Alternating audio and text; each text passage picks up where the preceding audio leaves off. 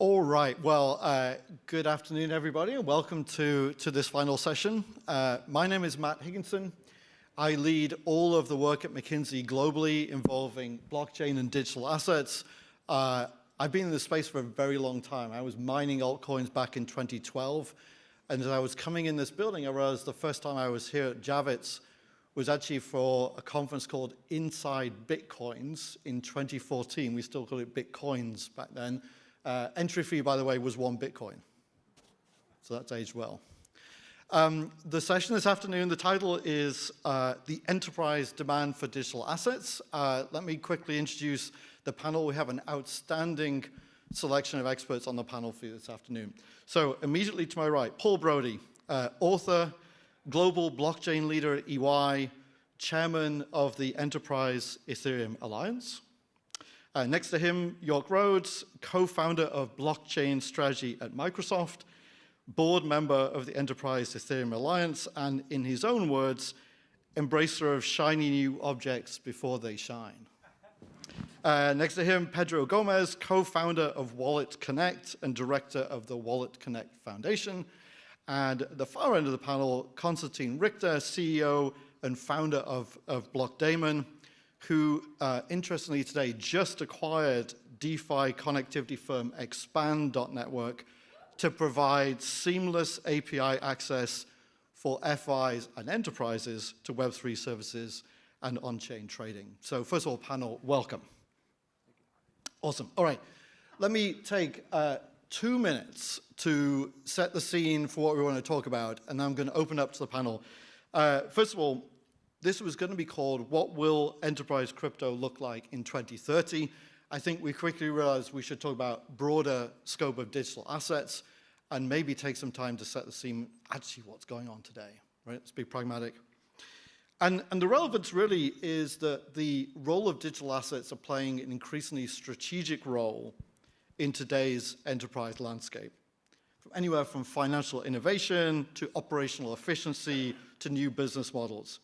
And in particular, when we think about these large, conservative companies, these enterprises outside of finance, we see examples in things like financial applications, put Bitcoin on my balance sheet, use Visa to help me accept crypto at point of sale. We see examples in supply chain and operations. We'll explore more of those about how do we do track and trace. And then examples like digital identity, security, and ultimately tokenization of assets. And so a lot of the panelists today are themselves exploring solutions in the space, and I would encourage them as we get into this to talk more about it.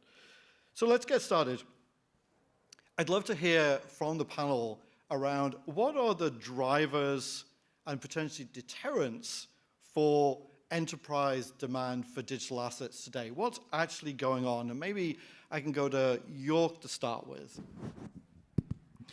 Thank you. Great to be here. Well, certainly it's easy to start with deterrence. Anything that's unclear to a conservative large enterprise is not going to be something they're going to risk their business on, right? So regulatory clarity in all jurisdictions is important. And when you look at, from a product lens perspective, in an enterprise context, you have to take that into consideration.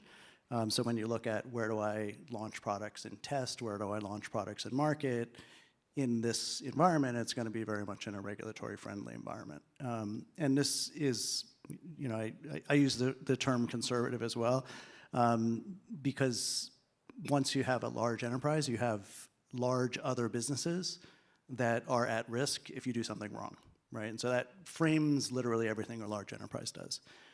So I think that's the problem state that we're still in a little bit, but I think that's going to change in 2025. So we're in a much better place going forward, which is great. And I think additionally, like the US lagging in this category has caused really the world to lag, or at least the large movers to lag. And so I think just getting the US up to a better standard is actually going to be a pretty big change in the market from an enterprise perspective as well. So I would add to that, but I would also say one of the things that's been interesting is that, we tell our clients all the time, listen, you don't need the SEC's permission to track your inventory on chain. But in reality, permission for and regulatory clarity around financial services affects all the thinking around blockchain and crypto in these enterprises. There have been a couple of other really big challenges. The first is a ridiculous amount of FUD around private blockchains and permission chains. These are oxymorons. There is no such thing as a centrally managed decentralized ledger that's worth participating in, and it's taken a really long time to to move away from that kind of really, I don't know what else to call it, but sort of incorrect logic. The second big issue is that on public chains, there is no privacy yet. It is not yet highly mature. This is certainly from an EY perspective, it's our #1 priority. At the end of the day, no large enterprise really wants to disclose what they are buying, how much they're spending, where it's going. And so the ability to have privacy at scale on public chains, which is something we're really just getting to now, is extremely important for any large-scale implementation. Until that point, since permission chains are not useful and you don't have privacy, what you're limited to are things that work sort of without privacy. So you can offer traceability for handbags, you can track, organic food ingredients and things like that, but you can't do really serious business agreements, you can't do serious business volume, and even payments are somewhat limited because at a certain point, if I can start to reverse engineer your data patterns, I can figure out who you're paying and under what circumstances. So I personally think, privacy is absolutely the most critical thing for getting us to scale on chain. But the attraction is very large. And I think most people do not understand the scale of the value proposition. So I'm just going to drop a few data points on you to give you a sense of the value prop. You can cut operational administrative costs for transactions by something on the order of 90% if you can do on-chain transactions on crypto rails at scale. At EY, we estimated if we could move all of our payments on-chain to stablecoins, we could save ourselves about $100 million a year. That's a lot of money. Secondly, we know that we can reduce the cycle time to administer contracts literally by 99%, right? Because we have done this with Microsoft. We did it, EY and Microsoft worked together. We automated the Xbox video game procurement network, cut cycle time from 45 days to 4 minutes.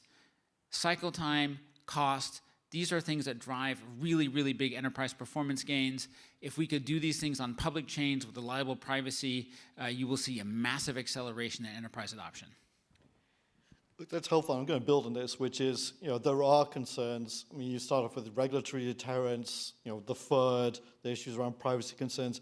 Konstantin, I'd like to come to you next and take us in a positive direction, which is truly then what is going to change, what is driving this year now that's different that will give us optimism for adoption by enterprises? Oh, well, it's a good question. I'm really convinced that most of the benefits of crypto networks are related to financial services. And so I have to say that it's hard to, so I think the first large-scale enterprise-grade efficiencies, if you include people who work in finance in enterprises, are going to probably come via DeFi-enabled rails, right? And so if you think of DeFi, it's sort of decentralized finance where borrowing, lending, transactions are all handled by software, which is a very easy and clear efficiency benefit, right? Like it's, you don't need a mortgage lender or a loan officer or a lot of paper to be passed around. And so I think actually I think the most innovative next step in enterprise adoption will come via DeFi-like automation, right? And so, and then that ties into liquidities and that brings you to stable tokens, right? And so I think those are that's probably the thing we're waiting for the most is relevant regulation in that area, so enterprises can engage with stable tokens, dip into liquidity networks, and use it for payments and settlement and such things. And so I think you're going to see a ton there. There's been so much progress in that vertical in general, and so I think that's going to be really important. I think the other thing that is really important is the user interfaces. Even on that layer for institutions, it's been just really, really complicated to marry the two, which is sort of the crypto hacky open source nature of things, and then the ERP system rigor that sort of sits within a lot of financial institutions and enterprises. And so I think there's some work that needs to happen there, but hopefully, we'll get there. This is helpful. It's a good bridge to say, look, the interface for users, particularly the institutional enterprise users, has not been great, right? Historically, Pedro, talk us about what Wallet Connect does and a little bit of the vision about how do you open up this to a broader audience. Yeah, and basically what Wallet Connect has been focused on has always been very user experience driven. We build technology and infrastructure for both apps and wallets to have a more seamless experience. And I think one of the reasons there's been a lot of enterprise demand, I think regulatory clarity is the main driver, but there's also been like a big shift for developers in the ecosystem from like the last 5 years, where enterprise used to be almost like a dirty word for these developers, and now it actually has become very attractive, and it shifted their priorities, because now actually building for enterprise is something that is part of everyone's roadmap. And like we have to cater to this audience as well. Like we can't keep building like these SDKs and SaaS businesses for hackers to build like a prototype over the weekend. Like, yeah, that was something that was useful 5 years ago because we're all building these experimental features. But now we actually have to take some maturity and actually build something that is scalable for like large corporations to actually use this technology. Wallet Connect also has gone through this maturity process, and now we are actually working with some of the biggest exchanges to be travel rule compliant, and we're using multiple partners in our ecosystem like Reown, Privy, Dynamic, who are using these tools to actually onboard enterprise more often. And a lot of these technologies trying to avoid this, and now they've kind of just embraced and realized this is the next step for blockchain. Yorke, you want to add? Yeah, I wanted to add to Konstantin's point about financial value propositions, because I think in large enterprises where you have a lot of slow-moving physical assets, like in a supply chain, if you have a high capital value in those and you can do things to make settlement more efficient on the trading of those assets in the context of a supply chain, trading, that you can actually get a very large financial benefit. So a cost of capital is very significant if you have billions of dollars of assets that you're getting back cost of capital on. And so in the supply chain value cases that we worked on internally at Microsoft, that financial value is actually the biggest value, more than anything else. And in a context of today, we might have pushed harder for stable coins, but just getting down to just-in-time payments, which is what obviously stable coins would give you, that was a pretty massive financial benefit for the work that we did. And I think the other thing I want to say related to what Paul said about like why do people adopt permission blockchains? One is privacy, right? It's control and privacy, right? What could you do in those chains in a world where an enterprise doesn't generally trust anything outside their firewalls, so that's a starting point. And then secondly, I think the other point is even on a private blockchain implementation among a very small number of parties, you have the exposure risk of, if there's 8 participants, it's easy to follow the transactions, right? Even in a private chain environment. So some of the same problems actually exist in permissioned or private chain environments as well. And I think that's also why we're going to see this migration to much larger environments, whether it's L2s or others. All right, so a good intro on headwinds and tailwinds. Hopefully the latter are getting stronger and the former getting weaker. We're moving in the right direction. I'd love to just dive more into use cases, right, and where we're seeing real traction. And again, I've been around in this space for a long time, and it seems like every year was like this year. I remember when this was going to crack global trade finance. We were going to do, Trade Lens was going to really open up the markets, and everything was going to be seamless and instantaneous and low cost and all the good things. I'd love to get practical. Let's talk about really where are we actually seeing enterprise use cases for digital assets today, and maybe Paul, come to you first. Yeah, so first of all, I'm going to shamelessly plug my book. It's called Ethereum for Business, which has like 15 chapters on like dissecting the use cases. In fact, I spend a whole chapter on like why the effort around kind of cross-border trade failed. Fundamentally, at the highest level, basically every business agreement is, I've got money, you've got stuff, and I would like to exchange my money for your stuff.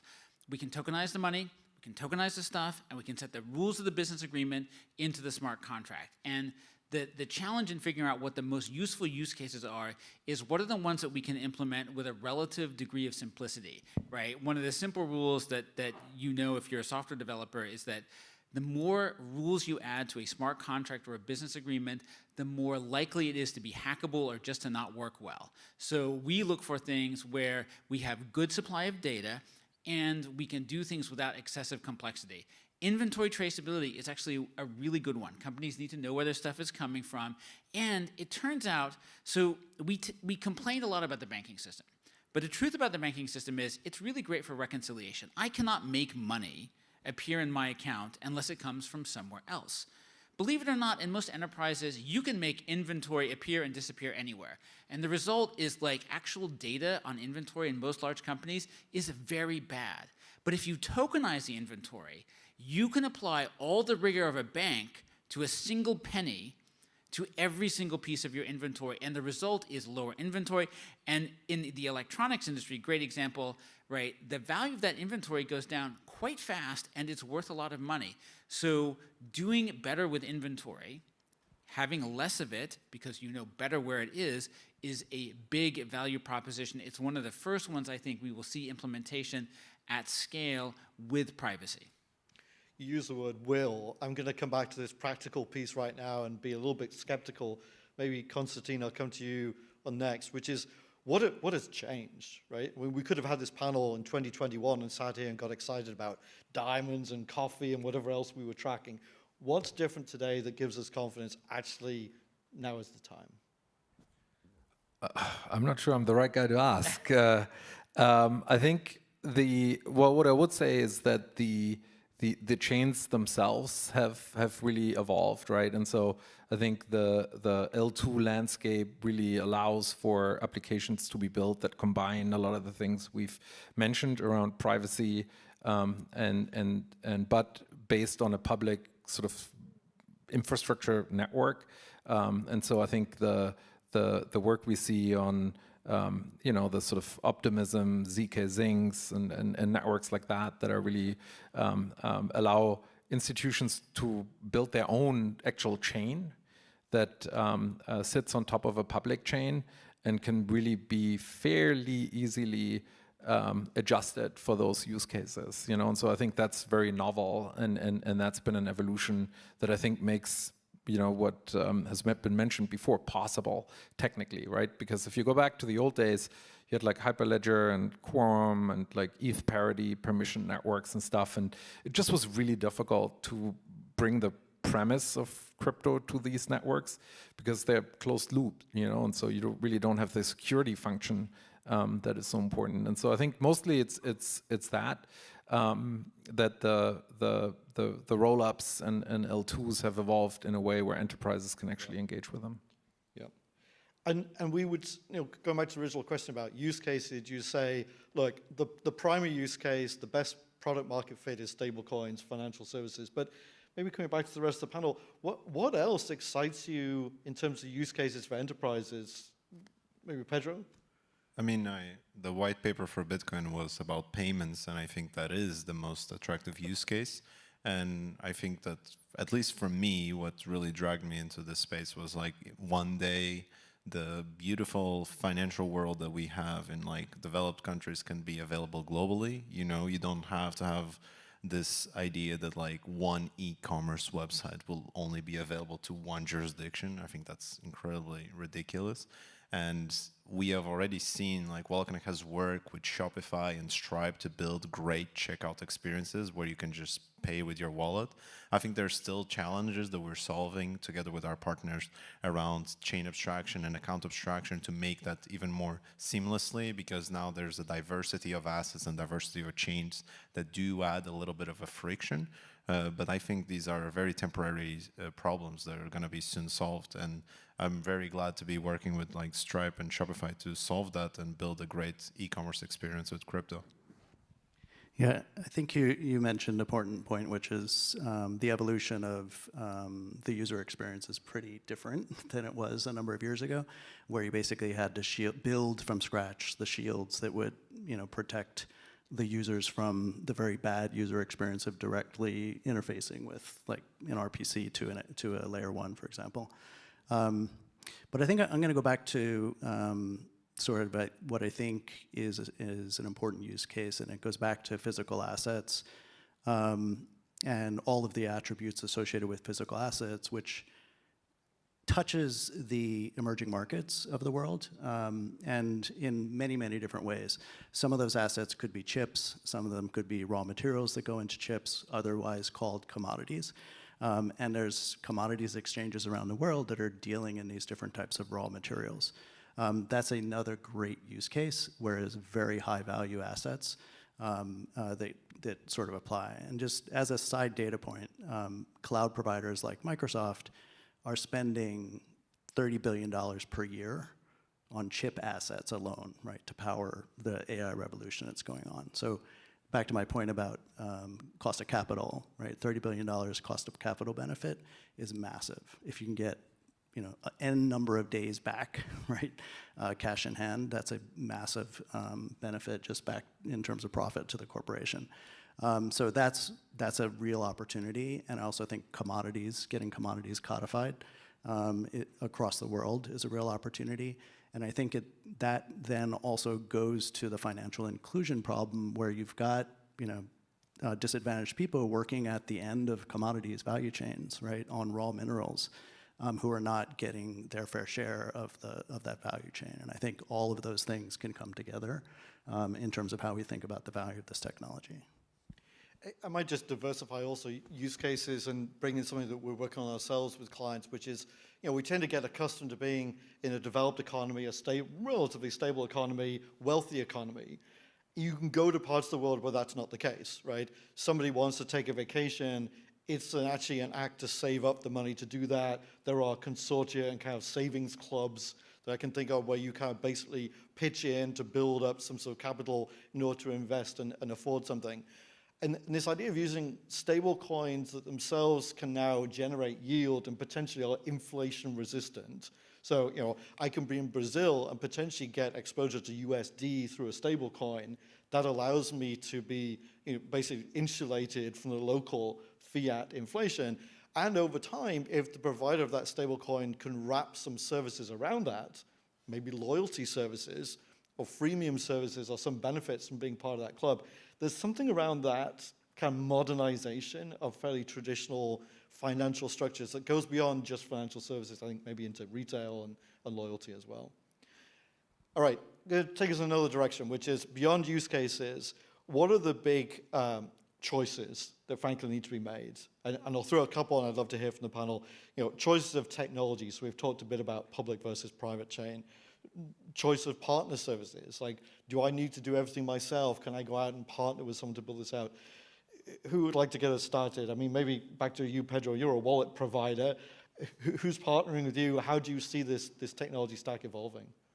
The way Wallet Connect has evolved, it started with being very EVM or Ethereum focused, but it soon evolved to be chain agnostic, and now we support Bitcoin, Ethereum, Solana, Hedera, Tezos, Polkadot, Cosmos, like you name a chain, Wallet Connect is there. And one of the things that we realized is that blockchains themselves have all their pros and cons and will become incredibly commoditized. And at the end of the day, everyone was going to specialize in doing one thing, right? So even the blockchains are just going to become like just data layers for like block space, and it's not actually going to matter what the features are. The features are actually going to be built on another layer. And we're starting to see this, what they call like solver networks, where you can basically, the blockchain doesn't actually provide these features, but the solver network can do. And even at the wallet level, we're starting to see a modularization. What used to be a monolithic system where the wallet has to do all of these things, it's actually a combination of different partners who are building. This one, it focuses on abstracting the gas or the transaction fees. This one is focused on the execution. This one is focused on the key management.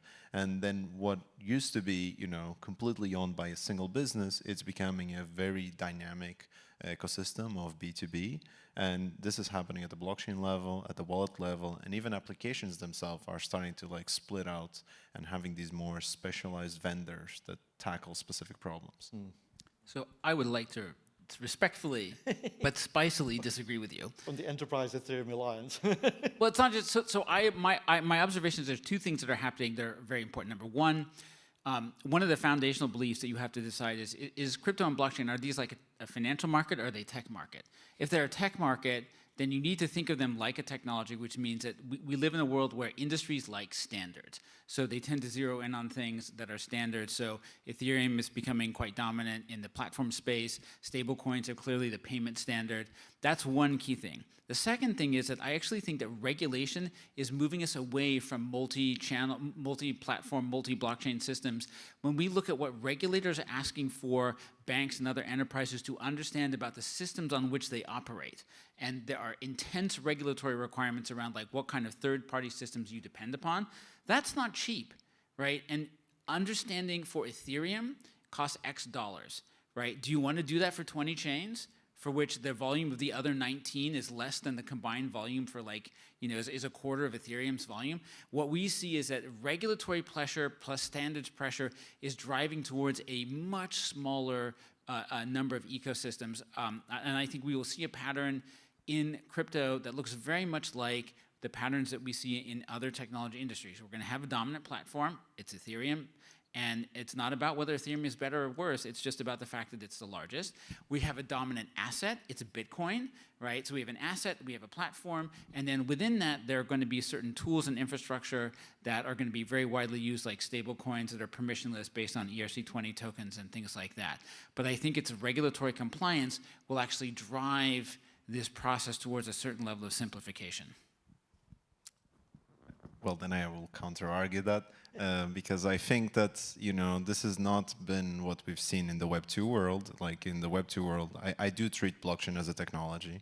I do understand that regulation is going to affect that roadmap, but I think what we're starting to see is like modularization of everything that we touch. So even these blockchains, they're going to start to look so similarly that you're not taking a risk in terms of regulatory perspective that you have to, evaluate every blockchain independently because they're all going to start to look the same. And you're actually going to try treating them as, just a different vendor.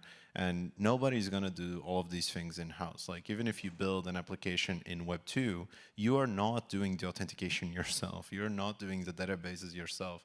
These vendors are now incredibly commoditized, and you do not have this like high cost of onboarding with like an authentication provider or a database provider. So blockchains are going to be highly commoditized. So whether you pick one blockchain or another is just a little flavor of the same thing.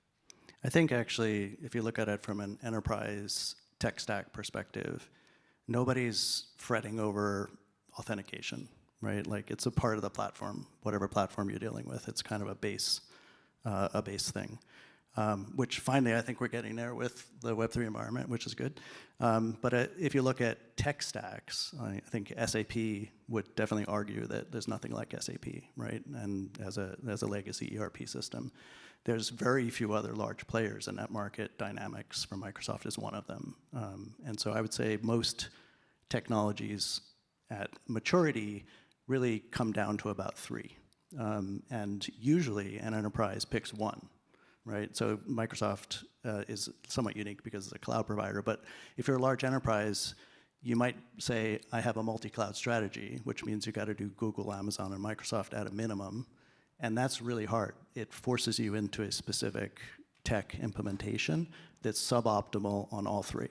So a lot of large enterprises choose one, either Microsoft, Amazon, or Google, because it allows them to optimize their tech stack for that specific platform. So I think that's kind of the rationalization. It's a little bit different than what you're saying in a tech stack perspective. And that's kind of where I think it's going to go. I think we'll get to a small number of reasonable choices that have similar capabilities, and then people will pick one.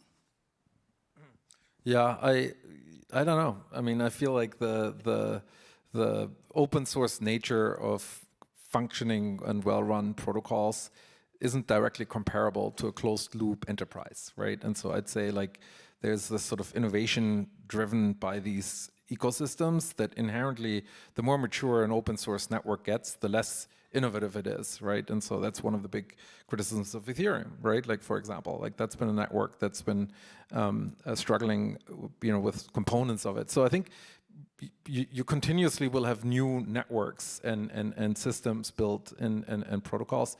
I think, but I'm not an expert, but I do think as an enterprise, like if one of the things we've seen obviously is that you want to allow the enterprise to be focused on ultimately what their main sort of business is, right? And so for us, it's been abstracting away a lot of the connectivity complexity, and we support and run infrastructure for over 100 protocols, and it's a real pain, and I don't think any enterprise would ever want to do that, right? Like, so I agree with that, but then you have stuff like Wallet Connect or Block Daemon that abstracts all of that pain away, right? So you can really focus on the benefits of the individual sort of chains here, and so I think that's going to be a really interesting debate going forward on where enterprises head there. But it's fascinating, right? Like even to see as part of like Ethereum and versus Solana, like there's all these debates about what chain does what and what's the prominent solution there and stuff. And so I'm really curious to see what that looks like. I agree with Pedro in the sense, in the end, it doesn't matter because the abstraction tooling is going to make it fairly seamless for enterprises to engage with it. Yeah. I think what I'm hearing is there's a contrast between truly what's happening as the technology itself is evolving, more and more chains, more productivity, versus the bar for entry for enterprises is somewhere up here, right? We look at the tech stack today, and frankly, as long as there is something reliable, you can abstract away the complexity, they care more about use cases than they do about the underlying tech stack. Maybe given the time we're at, we can go to our last question, and traditionally we do this as sort of crystal ball gazing at this point. It's always dangerous in the space, but I'd like you to look ahead maybe 2-3 years. And given this session was about enterprise adoption of digital assets, like where do you see this going first? Like where are beyond the use case we've talked about, where do you actually see a path to adoption? What are some of the signposts in market? What would some of the tech leaders from our enterprises be looking out for? I think that too long we've seen like this chain first concept, right? We think about which chain is the best, and I think we're going to move away and we're going to have this asset first, like the asset is going to become the priority. I mean, with the NFT rally, we did see this where people focus on the NFT, not on the chain. And I think now with all of these abstractions around chain abstraction, account abstraction, we're starting to see where we're focused on the token, we're focused on the coin. Like that is the driving pattern because now there is the infrastructure for the token to exist independently from the chain. And the modularity around these chains are becoming more commoditized. So it really does not matter which blockchain wins. It matters is which asset has captured the biggest mindset, has built the biggest network effects, and everything is going to revolve around the assets. I sort of see a sequence for enterprise users. First, payments, because of the direct kind of savings from moving from traditional banking rails to crypto rails. Secondly, procurement, right? What happens when you can always reliably execute your business agreements and get all the discounts and savings that you've negotiated? And then thirdly, people will start adding some of the operational data that supports that, and they will add inventory, and they will start to build what sort of looks like a token and smart contract-based model of their business on chain. And as that starts to happen, they will also start to think about how to modularize, in a sense, the Lego bricks of their business and rearrange it. And I think that follows a very typical pattern of innovation, which is first we kind of crawl, walk, and as we start to get very comfortable with it, then we start sort of thinking about, okay, I can start to plug and play and package and remove bits and pieces here and there. I think your example actually of NFTs was one of the things I was going to say, is because the NFT actually represents a modular asset that can be anything, right, in some ways, right? And people focused on the NFT market, forgetting the traders, but the people focused on the NFT market were looking at it for the qualities of what NFT gives them as a use case, whether it's art or whatever. And that's a pretty interesting universal asset type that has a lot of different attributes. And I think we'll probably start to see a lot more of that. And I do think that where tokenization can happen, I think it will start to happen. And it will get, the inbound requests from everyone looking at everything from loyalty tokens to rewards to other types of tokens that have been just challenging things to build in the past. With the clarity, you can start building those and have actually a realistic outlook for your business. So, I'm pretty bullish about where things are going, and I'm not a trader. I think one other way to look at it is what I'm excited about is I think in the next 2 years, 50% of people in the US will have a crypto-enabled digital wallet somewhere. If you know it or you don't. I think that's really exciting. And so, for companies, like us or, Wallet Connect, like people who are kind of trying to enable people to interface with any of these chains, I think that's going to happen a lot more, and a lot of it is going to be driven by payments and these type of things. But like the actual experience that people will have is going to be, it's going to look and feel like a wallet, but it's going to run on cryptographic rails. Yeah. Maybe pulling out just a couple of threads to wrap us up. I think this point around it doesn't matter who wins, Pedro, that was your words, right? It's which asset has captured the biggest mindset, or potentially who's demonstrated the biggest benefits.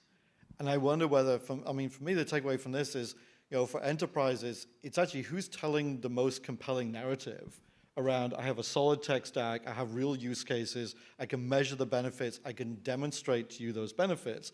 That then becomes part of your business model going forwards that delivers added value. And I think we sort of move from this rather maybe overly aspirational, gosh, the whole of the future of the world and everything gets tokenized, to actually we could become very more pragmatic. We need to see the benefits, we need to see the use cases, and they are there.